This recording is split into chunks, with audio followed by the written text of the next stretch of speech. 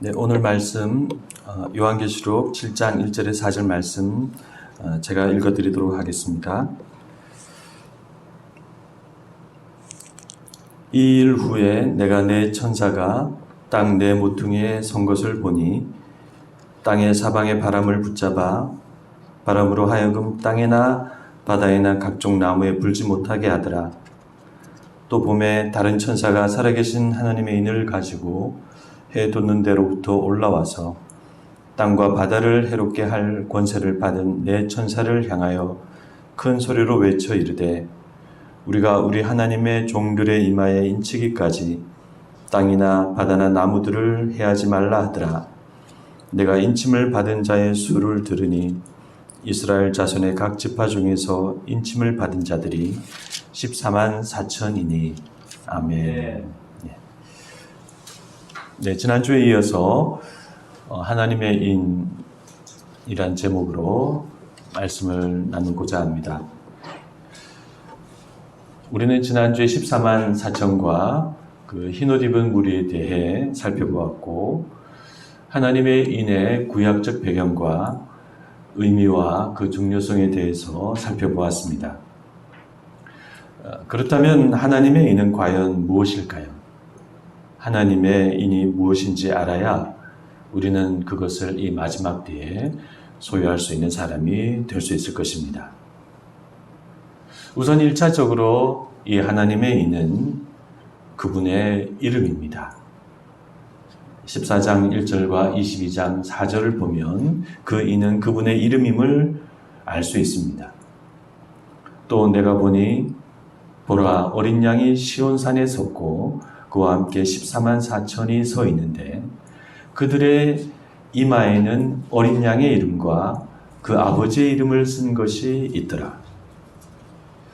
그의 종들이 그를 섬기며 그의 얼굴을 볼 터이요 그의 이름도 그들의 이마에 있으리라. 한편 하나님의 참된 신자들이 그 이마에 그분의 이름이 있는 것처럼 불신자들의 이마와 손에도 짐승의 이름이 있게 됩니다. 그 짐승의 이름이 곧 짐승의 표이죠. 13장을 보면 이런 말씀이 있습니다. 그 오른손에나 이마에 표를 받게 하고 누구든지 이 표를 가진 자 외에는 매매를 못하게 하니 이 표는 곧 짐승의 이름이나 그 이름의 수라. 그것은 사람의 수니 그의 수는 666이니라. 14장 9절 말씀에도 이렇게 되어 있습니다. 또 다른 천사 곧 셋째가 그 뒤를 따라 큰 음성으로 이르되 만일 누구든지 짐승과 그의 우상에게 경배하고 이마에나 손에 표를 받으면 그도 하나님의 진노의 포도주를 마시리니. 이렇게 하나님의 인과 짐승의 표는 요한계시록 안에서 뚜렷하게 대조되고 있는데 그것은 1차적으로 각각 하나님의 이름과 짐승의 이름이라고 할 수 있습니다. 그렇다면 이와 같은 하나님의 이름의 인은 그러면 과연 무엇일까요?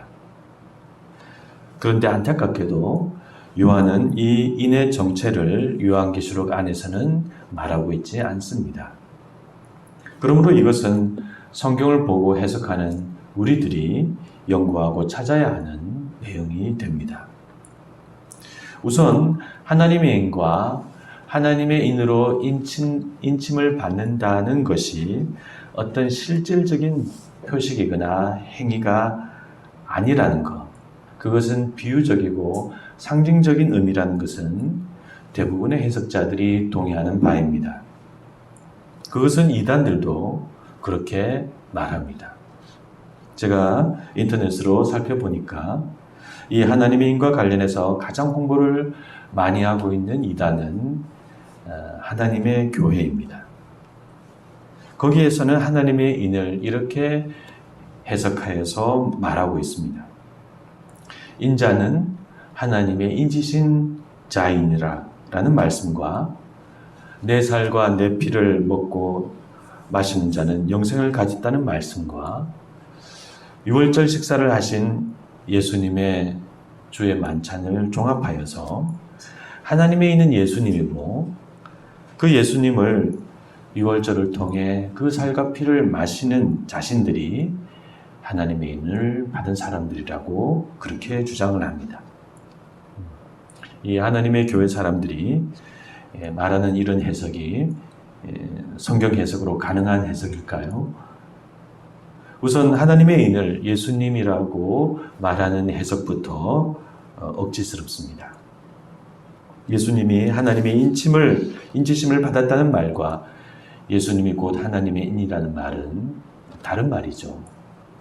나아가 설사 그렇다 하더라도 예수님을 꼭 자신들이 행하는 그 유월절 의식을 통해서 믿고 그 의식을 통해서 그 살과 피를 마셔야 한다는 것은 신학적인 해석이 아닌 그저 자기 주장일 뿐입니다. 제가 알기로 그들은 예수님을 중요하게 믿기보다는 과거 그 교주 안상홍이 살아있을 때에는 그 안상홍을 더 믿었고 현재는 그의 부인인 어머니 하는 장길자를 더욱 믿는 곳으로 그렇게 알고 있습니다. 예수님은 그들에게 있어서 그저 수단일 뿐입니다. 한편 신천지 이단도 자신들의 이 하나님의 인에 대한 해석을 열심히 홍보하고 있습니다. 그들은 하나님의 인은 하나님의 이름이나 예수님의 이름이라고 말합니다. 여기까지는 우리 정통교회와 다르지 않습니다. 그런데 그들은 예수님의 이름은 요한복음 1장 1절에서 말씀이라고 되어 있다. 그래서 하나님의 이름은 다름 아닌 말씀인 것이다. 이렇게 이제 말합니다. 그러면서 진리의 대언자인 교주 이만희의 말씀을 받는 것이 곧 하나님의 말씀을 받는 것이다. 이렇게 이제 해석을 하고 주장을 합니다. 네, 이런 그들의 해석 역시 성경 해석이라고 하기 어렵고 단순한 그들의 자기 주장에 그렇게 불과합니다. 이 외에도 찾아보면 하나님의 인과 관련한 여러 주장과 해석이 많이 떠돌고 있습니다. 말씀드린 바와 같이 이런 주장들이 나오는 이유는 요한이 요한계시록 안에서 하나님의 인의 정체를 정확하게 말해놓지 않았기 때문입니다. 그러면 일반 우리 교회는 하나님의 인을 무엇이라고 해석하고 있을까요? 대부분의 일반 우리 정통교회들은 이 하나님의 인을 성령님으로 보고 있습니다. 그것은 많은 성경 구절들이 그것을 성령님이라고 말씀하고 있기 때문입니다.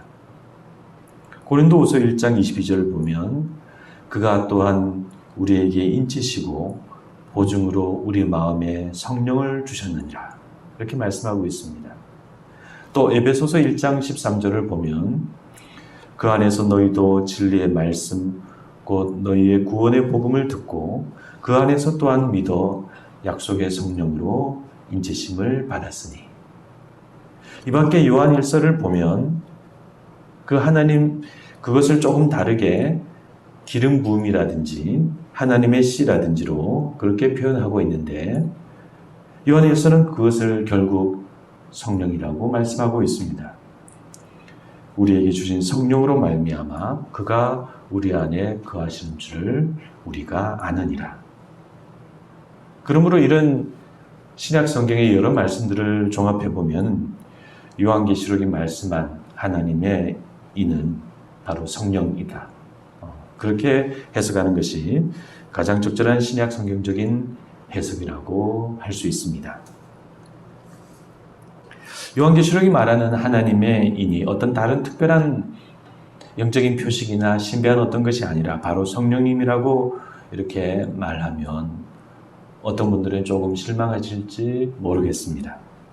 네, 요한계시록은 그것을 이 신비한 묵시의 틀 안에서 신비하게 말하고 있지만 그것은 어떤 마술적인 표지나 어떤 우리가 새롭게 종말에 받아야 되는 어떤 영적인 또 다른 표지가 아니라 우리가 익히 잘 알고 있는 그런 성령님입니다.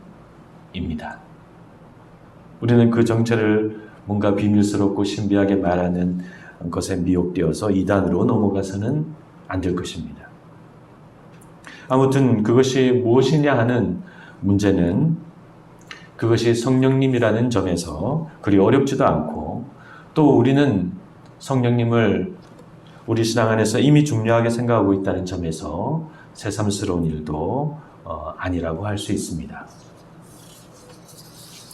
그런데 사실 오늘 말씀에서 중요한 것은 하나님의 인이 무엇이냐고 하는 그 정체가 아닙니다. 오늘 이 요한계시록 본문이 말씀하고 있는 중요한 의미는 그 정체가 아니라 이 마지막 때에 우리들에게 하나님의 인이 꼭 있어야 한다고 말씀하고 있다는 사실에 있습니다. 하나님의 인이 무엇이냐가 중요한 것이 아니라 하나님의 인이 우리에게 있어야 한다는 사실이 중요한 것입니다. 1세기 당시에 박해와 우상숭배의 시기에 많은 명목상의 교회 신자들이 믿음을 저버렸습니다.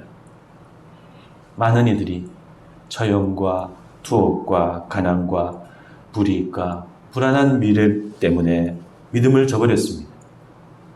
그러므로 요한은 그렇게 넘어지는 그들을 보면서 겉으로는 보이는 그런 신앙이 아닌 하나님의 인치심을 받는 신앙이 되어야 한다고 그렇게 요한계시록에서 말씀하고 있는 것입니다. 그와 같은 사정은 오늘날에도 마찬가지입니다. 오늘날 우리가 하나님의 인치심이 있는 신앙이 되지 못하면 이 어려운 마지막 환난의 이 때를 극복하기가 어렵습니다. 마지막 때는 위기와 위험의 연속입니다. 우리가 굳이 영적으로 보지 않아도 매일 사건과 사고가 터지고 사람들은 양심을 잃고 인간성을 잃어가고 가정은 깨어지고 정상적인 가정이 별로 없고 직장과 사회는 전쟁터 같고 세상은 정의롭지 못하고 기준이 없습니다. 모든 것이 불확실하고 어둡습니다. 도처에 상처 있고 억울하고 울부짖는 그런 영혼들이 넘쳐나고 있습니다. 그러므로 이런 시대 속에서 한 개인이 뜻을 가지고 올바른 신앙과 삶을 사는 것이 무척 어렵습니다. 잘못하면 유혹에 넘어지고 잘못하면 시험에 빠지고 잘못하면 신앙을 잃어버리고 맙니다. 그러므로 오늘 요한계시록 말씀은 신자들은 이 마지막 때에 성령이신 하나님의 인치심을 꼭 받아야 한다고 말씀하고 있는 것입니다. 그렇습니다. 우리는 이 마지막 때 하나님의 인과 하나님의 손길 아래 보호하심을 받아야 합니다. 우리의 힘만이 아닌 성령이신 하나님의 인으로 보호를 받아야 합니다. 저는 가끔 어떤 믿는 분을 보면서 저분에게는 하나님의 손길이 있는 것이 아닌가 그런 생각을 할 때가 있습니다. 어려움 중에도 꿋꿋하고 흔들리지 않고 뭔지 모를 그 평화가 그분 안에 있거든요. 믿음의 비밀이 저분에게 있지 않나 그런 생각을 하기도 합니다. 그 평화, 그 믿음의 비밀, 그 어려움을 참고 견딜 수 있는 비결이 무엇이겠습니까? 네, 바로 하나님의 인, 바로 성령님이십니다. 따라서 우리는 하나님의 인이신 이 성령님의 인도와 지배를 받아야 하겠습니다. 기도에 힘쓰고, 말씀에 힘쓰고, 사랑에 힘쓰고, 정의에 힘쓰고, 욕심을 버리고, 교만을 버리고, 그렇게 우리의 육신을 쫓지 않고 성령을 따르는 그런 신앙과 삶을 우리가 잘 추구해 가야 하겠습니다. 그럴 때 성령님은 우리를 영적인 보호와 물리적인 보호로 보호해 주시고 우리는 이 마지막 때를 실족하지 않고 잘 헤쳐나갈 수 있을 것입니다. 말씀을 맺고자 합니다. 오늘 말씀은 우리에게 하나님의 인이 있느냐고 묻고 있습니다. 하나님의 이름과 하나님의 기름 부음과 하나님의 성령이 당신은 가지고 있느냐? 그렇게 우리에게 묻고 있습니다.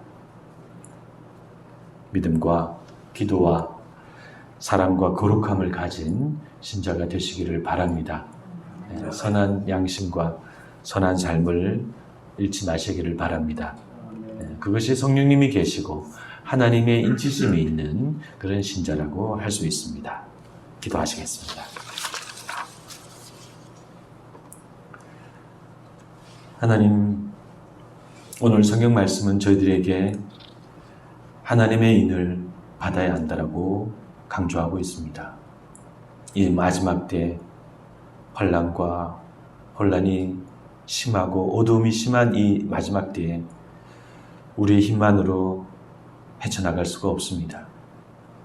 늘 넘어지고 늘 우리를 삼키려고 하는 악한 영들의 영적인 공격이 도처에 있습니다. 하나님, 저희들 하나님의 인으로 인쳐주시옵시고 성령님의 인도와 보호하심을 받게 하여 주시고 성령 충만케 하여 주셔서 이 마지막 때 이 어둠 속에서도 하나님의 보호를 받는 그런 신자가 될 수 있도록 인도하여 주시옵소서. 성령의 지배를 받게 하여 주시옵소서. 성령 충만한 신자가 되게 하여 주시옵소서. 예수님을 믿고 신앙생활하는 것 가볍게 생각하지 않게 하여 주시옵시고 최선을 다해서 매일 주님을 찾고 기도하고 하나님을 의지하고 하나님 안에 거하기를 힘쓰는 성령 안에서 살아가는 그런 참된 신자가 될 수 있도록 인도하여 주시옵소서. 우리들의 빈 믿음 창교의 모든 성도님들이 그런 성령 안에서의 삶을 살아갈 수 있도록 늘 지켜주시고 인도하여 주시옵소서. 모든 말씀 예수님의 이름으로 기도드리옵나이다. 아멘.